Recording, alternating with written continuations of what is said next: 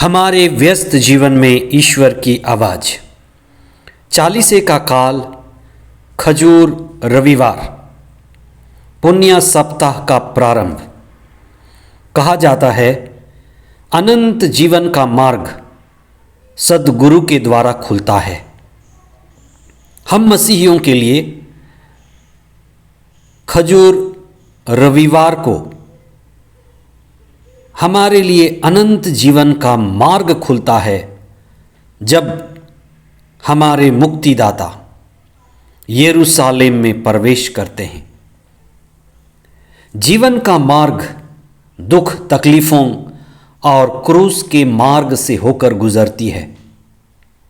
चालीसे का अंतिम सप्ताह या पवित्र सप्ताह अथवा पुण्य सप्ताह है। यह हमारे लिए आशीष, कृपा और ईश्वर की महान मुक्ति योजना के साक्षी बनने का विशेष समय है। ईसा ने कई बार अपने विषय में भविष्यवाणी की थी कि उन्हें दुख भोगना पड़ेगा, वे क्रूस पर चढ़ाए जाएंगे और तीसरे दिन जी उठेंगे। खजूर रविवार के समारोह के साथ ही पुण्य सप्ताह की शुरुआत होती है। आज हम पुण्य सप्ताह के मूल बिंदुओं पर चिंतन करें। 2 अप्रैल 2023।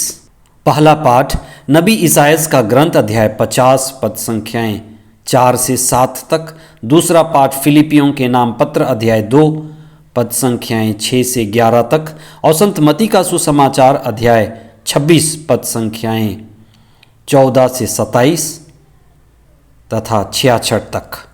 सद्गुरु ईसा की जीवन यात्रा एक छोटी यात्रा पर अपने आप में यात्रा से बढ़कर यह तीर्थ यात्रा है। वे यहूदिया के बेतलेहेम में जन्मे, नाजरेत में बड़े हुए और एक सद्गुरु, महान नबी और मुक्तिदाता के रूप में अपने दुख भोग, क्रूस और मृत्यु दंड के लिए यरूशलेम में महान नबी की तरह प्रवेश किए, जैसे कि नबियों ने और स्वयं ने इसके बारे में भविष्यवाणी की थी। वैसे ही मानव को मुक्ति देने के लिए एक विनम्र राजा की तरह ईसा यरूशलेम में प्रवेश किए। ईसा का गधे में बैठकर यरूशलेम में प्रवेश करना विरोधाभास है। एक तो वे राजाओं के राजा हैं, लेकिन उनमें भिन्नता है, उनमें विनम्रता है, सरलता है, सहजता है और यही उनके पूर्ण जीवन की शैली एक महान राजा, मुक्तिदाता और ईश्वर पुत्र होने को प्रकट करता है। वे सेवा कराने नहीं, सेवा करने आए थे और पापियों के पाप के लिए अपने प्राण अर्पित करने आए थे।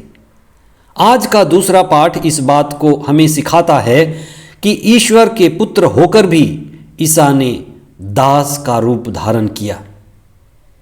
जो भी कि वे ईश्वर के पुत्र थे, वे ईश्वर के मेमने बन गए। अहंकार को उन्होंने विसर्जित किया, अपने अहंकार को तोड़ा और ईश्वर की मर्जी पूरी करके उन्होंने अपने जीवन का उद्देश्य ईश्वर की मर्जी पूरी करना स्वीकार किया। वास्तव में अहंकार तोड़ना ही आध्यात्म की पहली पहचान है। मानव इतिहास में घटने वाली मनुष्य की मुक्ति की कहानी बड़ी अद्भुत है। आज के पाठ हमारी मुक्ति की झलक दिखाते हैं। ईश्वर के पुत्र ईसा प्रेम के मार्ग पर चलते हैं। ईसा क्रूस के मार्ग पर आगे बढ़ते हैं। ईसा त्याग के मार्ग पर चलकर हमारा मुक्ति संभव बनाते हैं। ईसा की प्रार्थना पूर्ण समर्पण की प्रार्थना है, जहां पर प्रार्थना करने के बाद वे कहते हैं, पिता मेरी नहीं लेकिन तेरी मर्जी पूरी हो। यह प्रार्थना के असली अर्थ को प्रकट करता है। जब भी एक विश्वासी प्रार्थना करे, सच्ची प्रार्थना इसी में है कि हम प्रार्थना करने के बाद ये कह पाएं, हे पिता मेरी नहीं लेकिन तेरी मर्जी पूरी हो। ईसा का दुख भोग, मृत्यु और पुनरुत्थान का समारोह इस छोटे जीवन यात्रा को हमें उत्साह से भर देता है कि हम भी सत्य को अपनाएं और अपने जीवन में सत्य के साथ, ईश्वर के साथ जुड़ते हुए अनंत जीवन में प्रवेश करें।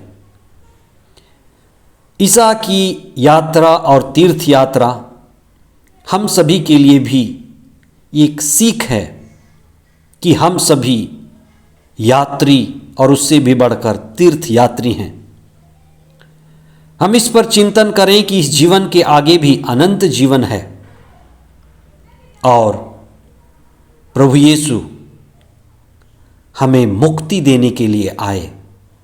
उनका दुख भोग, मृत्यु और पुनरुत्थान हमें हमारे जीवन में घटने वाले दुख भोग, मृत्यु, तकलीफ, परेशानियों को समझने, ईश्वर के साथ जुड़ने और अनंत जीवन में विश्वास करने के लिए हमें बल और कृपा प्रदान करे।